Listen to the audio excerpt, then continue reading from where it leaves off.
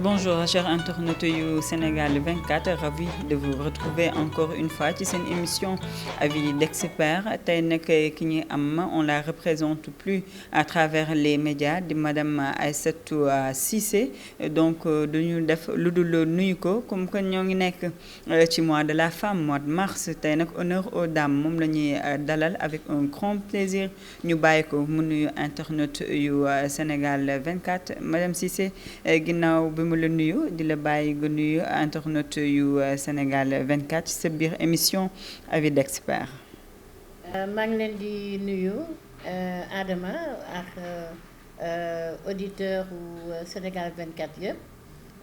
di leen dalal fii si suñu bureau di nuyu seen njiit télé bi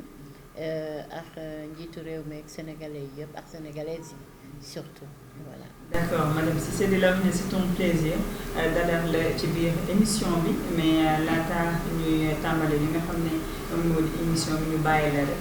nga ñëw pour revenir un peu si sa parcours personnel ak professionnel ba tey jii ñu tab la conseillère auprès du président de la République. Sama parcours vraiment c'est un parcours classique comme je peux dire parce que j'ai été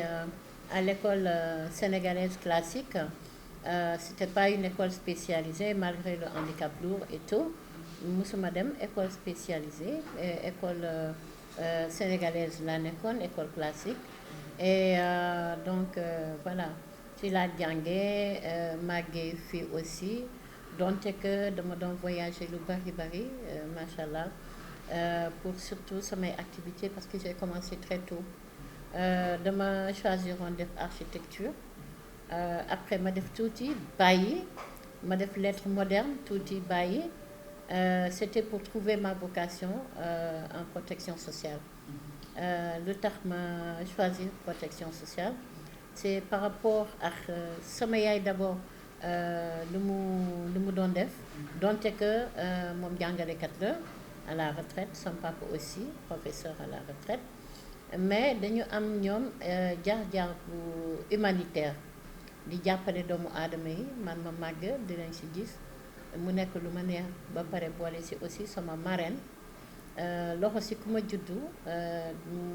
moom tamit nekk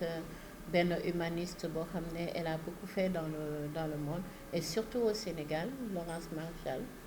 voilà donc ñoom ñëpp ñoo ma tàggat voilà ba ma changé trouver léegi sama vocation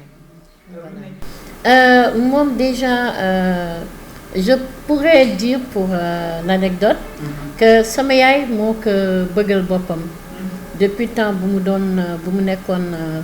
ci régime maître Abdoulaye Wade le président Abdoulaye Wade mère bi di ko doon suivre parce qu'elle a été frappée xam nga jàngalekat rek elle a été frappée par yaruteem bi noppi bi ak efficacité dans le travail un jour mu ñu ne parce que ñun dañ ko tuddee woon sa doom bu génnee rek ñu ne ko mère sa doom a ngi ñu koy tooñ mu ne kii il sera un chef d'État il va diriger le pays le Sénégal un jour boobu c'était bien longtemps fekk maître Wade mu ngi doon door a jël pouvoir bi et tout voilà et li yàlla di def aussi xaw ma ndax hasard la wala du hasard mais man si samay activités humanitaires yi ma dem ba tasek yaayam dem si yàlla mère Koumba Thimbo fekk boobu miinamte ma ak président Macky Sall dañ doon gisante quelquefois il m'appréciait beaucoup donc ma dem Fatick di def caravane de santé yaayam moo ñu dalal ba pare ñeewantal ma di ma toppatoo boo ko nee ma ne ko mère man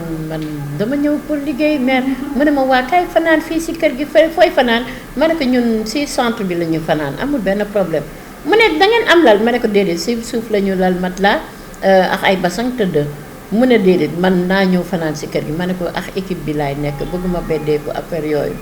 mais mère bi daf ñu doon toppoo di ñu toppatoo surtout man non daf ma bëggaloon boppam ba nga xam ne te li yàlla di def quelques années après ma taseeg doomam par des amis communs parce que dañu tase si ni ñu koy waxee yenn villages yi parce que moom il faisait tellement les villages du Sénégal et tout te ñun tamit on allait vers les populations dans le très fond du Sénégal. Donc ñu tase mu jaaxal ko man ak sama handicap qu'est-ce que je fais là dans des coins où il y avait rien de préparé pour moi man damay débrouiller wu donc voilà. Et après des amis communs nous ont invités, ils nous ont présenté officiellement et tout. Et non, le courant est passé tout de suite. Il m'a pris sur son aile. Def ma rakam am na lu bari tey politique si moom laa ko jàngee te ba léegi maa ngi jàng lu bari parce que man ayuma politique. Je suis une piètre politicienne donc voilà. Mais j'ai beaucoup appris avec lui et tout et surtout dal parce que daluma woon dara dama fougueuse zone torop donc lu bari dama ko jàng si moom et mën naa wax ne man la njëkk a nommé au sein de son cabinet 2012 parce que il n'avait même pas de premier ministre bu ma doon nommé man donc voilà noonu laa ñëwee si bagage am yi et comme li may wax ñeneen ñi ma ne noonu laay demee ak bagage am yi ñu ne ma non doo dem mais bon voilà j'ai été recrutée par la fonction publique et affectée au palais de la République. Vous êtes conseillère du président, mais xam ban domaine exactement vous êtes? J'ai en charge les politiques et programmes de prise en compte de la vulnérabilité et aussi du handicap. Comme lu ma koy faral di waxee mu ne ma tu n'es pas là pour le handicap seulement. Il faut que j'utilise ton potentiel. Tu as une compétence avérée et am nga expertise si yenn domaines yi donc c'est pas seulement pour le handicap.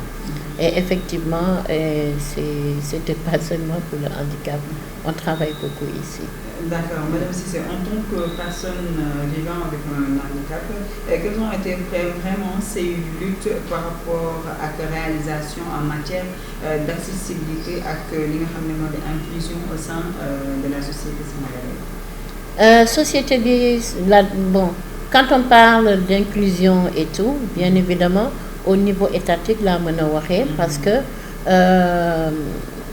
pour société bi c'est autre chose. Au niveau des politiques du programme en faveur justement de cette catégorie de nous, il y a eu des avancées. Il y a eu beaucoup d'avancées. Tey personnes handicapées si seen aqulay taala dinañ ko wax parce que fii laa juddoo. Je suis née avec ce handicap. Donc qui mieux que moi pouvait voilà jauger de certaines choses. Et on a pu quand même travailler sur l'accessibilité parce que la loi sur le code de construction a été modifiée qui prend en compte tout bâtiment public qui doit recevoir du monde. Donc ça c'est déjà avéré et même les anciens bâtiments sont en train d'être adaptés petit à petit. Voilà donc si loolu ñu ngi si wax ñu ngi ci liggéey bu baax ba ci aéroport bi man gis nga casque bi am na benn casque xam naa déplacé naa ko muy centre ba benn sama casque de travail sur le chantier dama am sama casque boo xam ne damay wàcc sur le chantier ça yu amee construction je descends et pour vérifier les normes parce que les normes c'est un calcul c'est des calculs doo ñëw comme 10 pentes rek pente bu ñuy jaaralee brouette nga ne voilà def nañu pente kon jël kii nañ ko non il faut vraiment les connaître les maîtriser donc il y a beaucoup de paramètres par rapport à l'accessibilité ñi dañ koy wax nii rek mais ba léegi mënuñu mesurer profondeur yu ak pertinence yu accessibilité et accessibilité structurelle bien évidemment il y a aussi l'accès à la formation professionnelle à l'employabilité et à l'emploi. Et là, l'État du Sénégal est même une référence par rapport à l'Union africaine sur l'intégration dans les politiques publiques des personnes handicapées. Tey am nañu ay directeurs de cabinet yoo xam ne ils vivent avec un handicap. On a des directeurs de structure bu ma jëlee exemple mon frère et ami le directeur de la coopération qui vit avec un handicap assez lourd. Et il y a aussi au sein des ministères dans les directions des personnes handicapées qui sont avocates et tout, qui gèrent cela, ainsi que la communication, qui jouent vraiment leur partition par rapport à leurs compétences.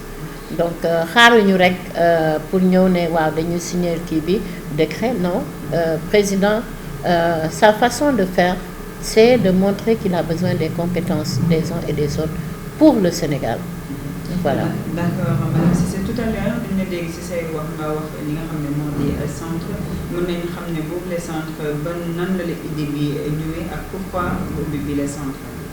C'est une question très pertinente. Il n'y a que vous qui me l'avez posé comme question. Voilà, centre B, c'est venu par rapport aux politiques de développement durable. Parce que avant le Covid, il y a eu des programmes de formation professionnelle, etc. Mais j'ai remarqué que les programmes, il y a beaucoup de personnes, surtout dites vulnérables, qui n'avaient pas accès au programme, qui ne s'informaient pas, parce que l'information, on va vers elle. Mais les gens s'informent par rapport à ce qui les intéresse, le reste, ce n'est pas leur problème. Donc j'ai remarqué que les personnes qui sont vraiment vulnérables étaient toujours vulnérables, malgré tout ce qu'il y a comme batterie de programmes, de politiques, etc., pour vraiment réduire le taux de pauvreté. Mais bon, il y avait toujours ce gap. Donc j'ai dit, bon, je vais créer un outil qui va promouvoir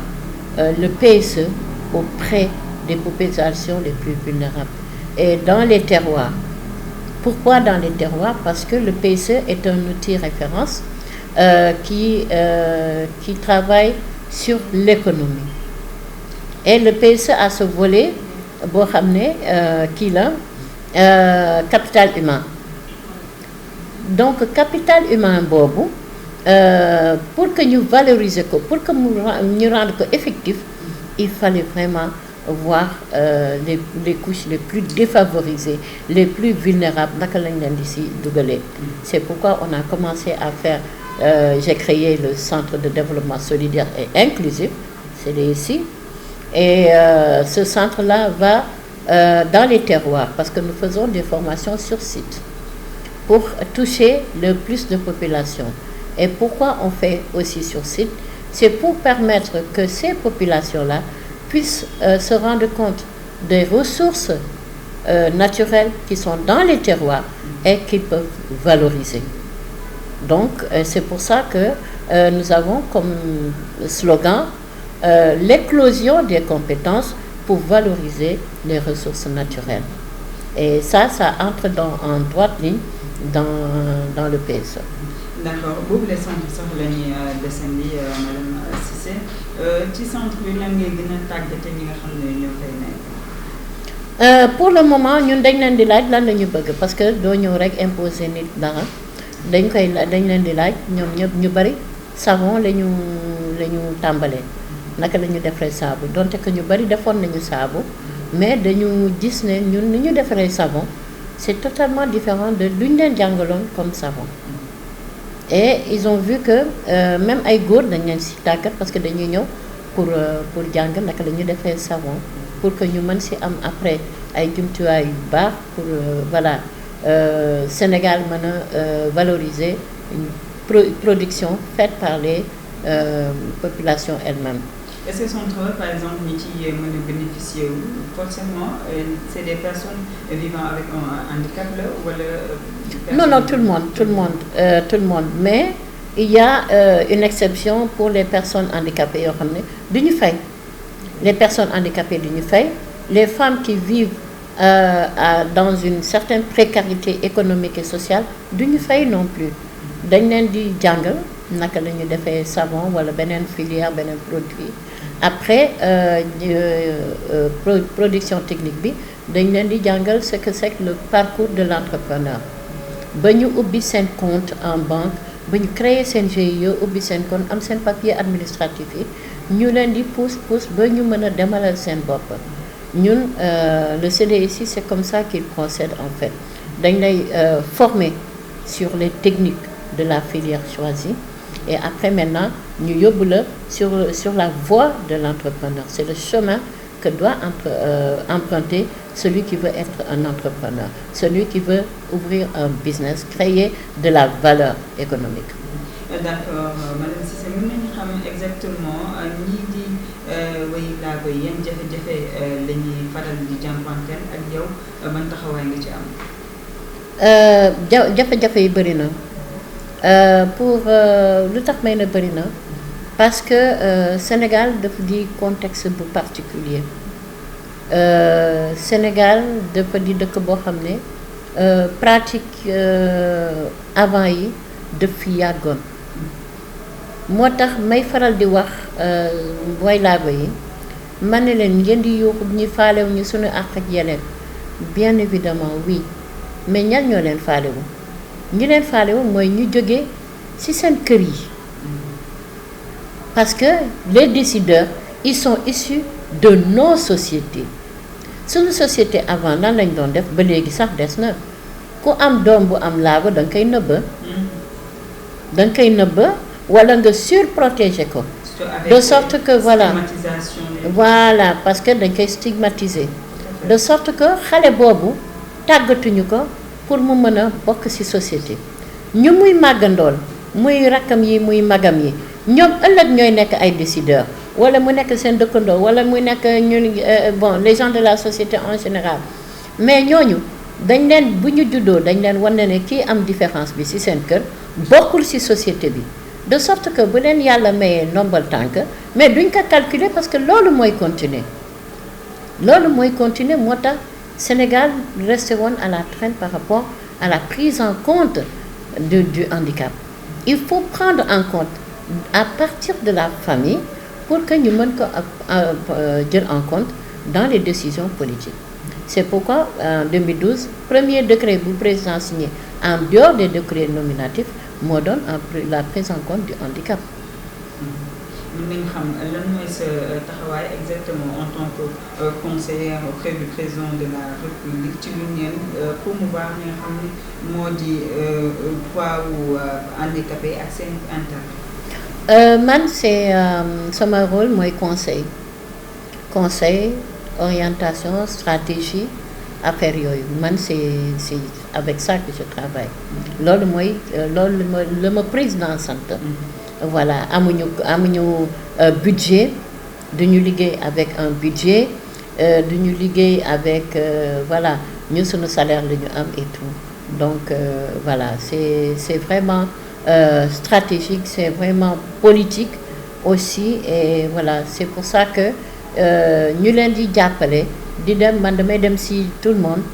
waxtaan ak ñoom xool man kese mënoon naa xool par rapport à sama handicap mes besoins mais il a fallu que j'aille vers les autres parce que man samay besoin ak seen besoin bokkul aussi am na ñenn ils ont un handicap moins compliqué mais est-ce que amoon nañu chance dem école wala est-ce que soxlawuñu formation est-ce que soxlawuñu liggéey est-ce que amuñu jafe-jafe par rapport ak loolu yëpp donc loolu yëpp dañ koy bind pour président mooy jële décision yi au niveau du gouvernement le gouvernement mettre en application les directives du chef de l'État. ci seen cadre tout à l'heure dégg pardon nga wax wàllum inclusion mën nañu jàpp nag ban gis-gis nga am ci wàllum inclusion ci les personnes handicapées bien sûr ci seen politique ak gouvernance bu Sénégal ak tamit yenn mesure nga jël ni favoriser rek la participation déjà à la vie politique. Il y a beaucoup de personnes handicapées qui sont dans les partis politiques. Voilà. Et nous, au niveau de Benno, il y a le mouvement des handicapés républicains, très actif d'ailleurs. Et je salue le président Toumani Camara, dont je suis sur terre. Voilà. Donc,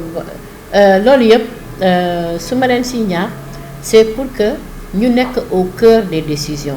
au cœur des élaborations des documents stratégiques. Pour lolo, au niveau de l'État, ça nous donne des documents. On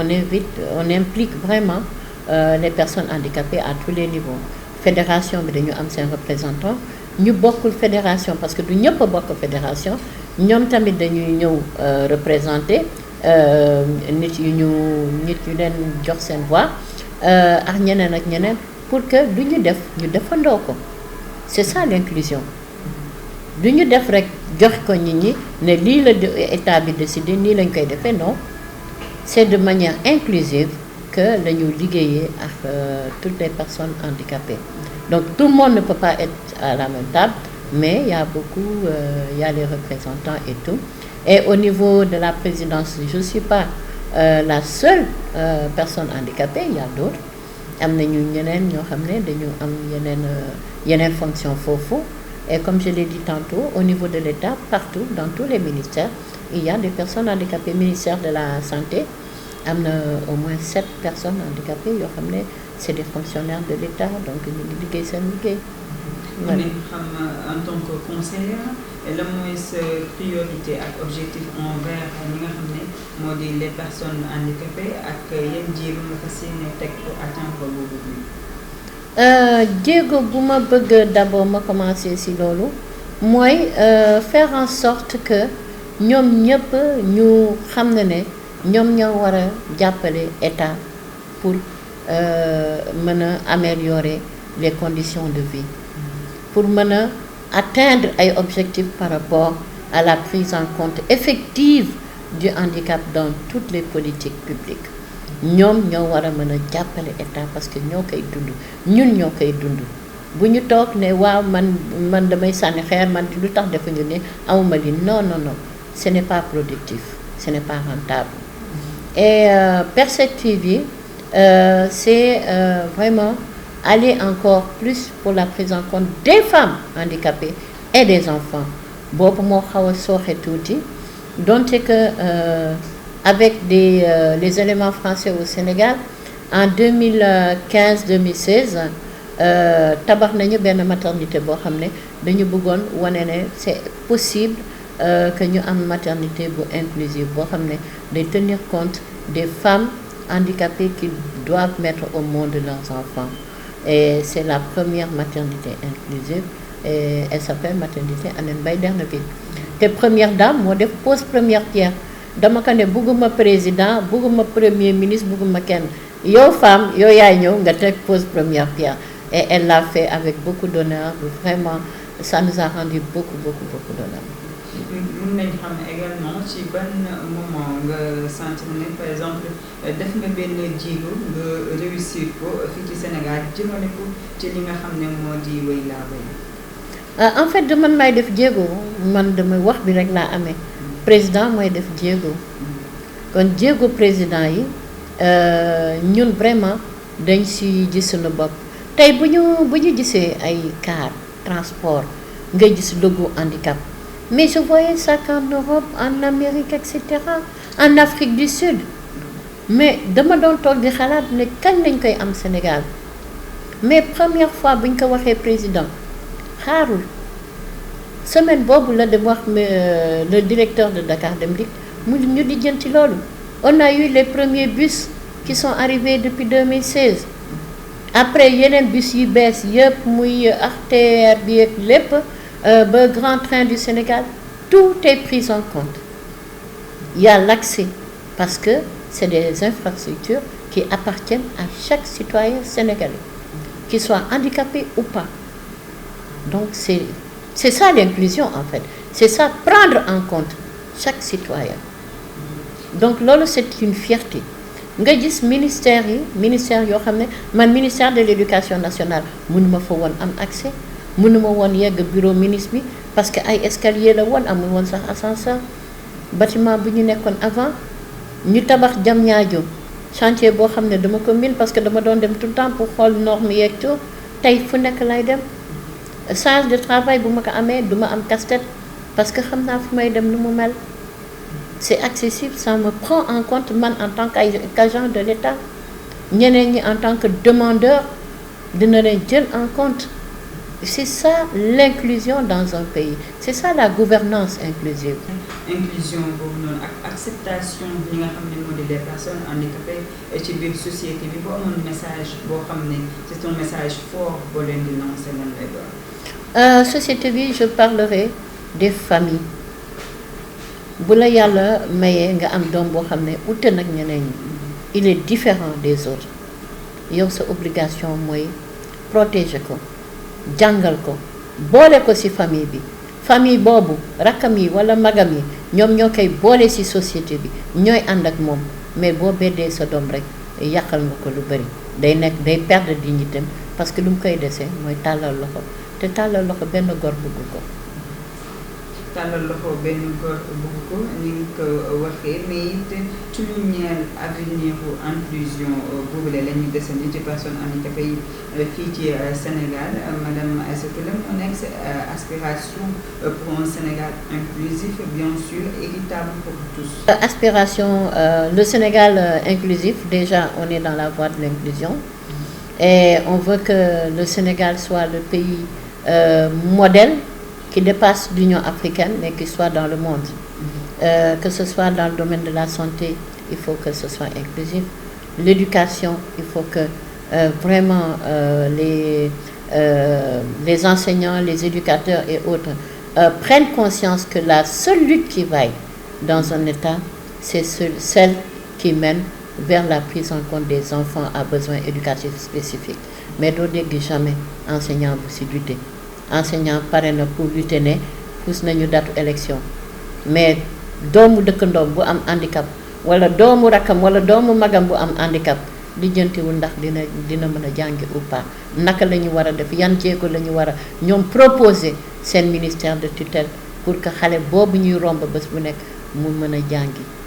C'est pareil pour la santé, c'est pareil pour les femmes. Les femmes, il faut que ñu gën a bàyyi xel les femmes handicapées bu ñu wax violence faite aux femmes mënuñu imaginer que violence yooyu ñu wax multiplier ko par 3 pour femmes handicapées yi lu ñuy subir aussi bien physiquement que verbalement qu'émotionnellement loolu yëpp si la bokk bu ñu wax emploi femmes handicapées doo leen gis moom si emploi yi c'est très rare donc c'est des combats qu'il faut continuer encore et encore parce que la société sénégalaise aspire à la transformation et cette transformation elle doit être inclusive. Tout à fait donc yan mooy ressources wala sax ay organisation yoo xam ne dañ ko recommandé ñi nga xam ne moo di wéyu laago yi ci ñi nga xam ne dañuy seet soutien wala sax opportunité d'engagement fii ci Sénégal. Je commencerai déjà par l'État. lii di ay 3FPT lii di ONFP lii di DER lii di programme yu nekk ministère de la femme nga xam ne c'est spécifique aux femmes et surtout am na beneen spécificité encore aux femmes les plus vulnérables pour que ñuy dem ci vers ñooñu te ñooñu tamit ñu dem vers les femmes là elles sont pas loin elles sont dans le Sénégal elles sont repérables elles sont identifiables ñu dem vers ñooñu gën leen dooleel ci li ñu def koo xam ne mësul woon def c'est facile jàngal ko naka la ñu nappee parce que ku nekk bëgg na mën napp balaa ngay dem ñaani jën et au plan international il y a les organismes internationaux il y a les partenaires au développement ñu def énormément de choses ñu ngi def énormément en corrélation avec l'État bien évidemment parce que l'État partage avec ces partenaires-là les programmes déjà validés pour que ñu gën a jàpp ci liggéey bi ñu def auprès des populations vulnérables. C'était un plaisir dalal la ci émission bi di Avis d'Experts donc tout en espérant que ni neex na la ñu ko ñun ci mois de mars yow lañ dalaloon choisir la di la bàyyi nga tàggatoo ak suñu internautes yi waaye it di la wax sa dernier mot. Man maa leen di remercier bien évidemment que ça me fait énormément plaisir voilà di leen remercier bu baax si choix bi c'est un honneur pour moi wax am yaakaar ne wax boobu dina am benn nit au moins bu muy jëriñ di nuyu seen internautes yi di leen remercier encore une fois di nuyu seen njiitu télé bi et di leen souhaiter une très belle année parce que ñu ngi ci début année bi ba léegi et à toutes les femmes du Sénégal et de la diaspora sénégalaise ñoom ñëpp nañu jàppandoo parce que réew mi sunu réew la sunu gaal la c'est une très belle pirogue c'est une pirogue généreuse ñu ñëpp nañ ci jàpp te jàppale ñu ci gën a néew doole ñu ci gën a néewle xam-xam ak yooyu parce que bu ñu jàppee rek sunu gaal bi ñëpp ñuy ñee macha allah. ki ñu dalaloon tey moo di madame Aïssatou Cissé di la wax ne c'est un plaisir vraiment dalal la ci avis d'expert sur internet yu Sénégal 24 fii la ñuy ndaxte li nga xam ne moo di émission bi di leen jox rendez-vous très prochainement ci beneen émission beneen invité restez scotchés sur Sénégal 24.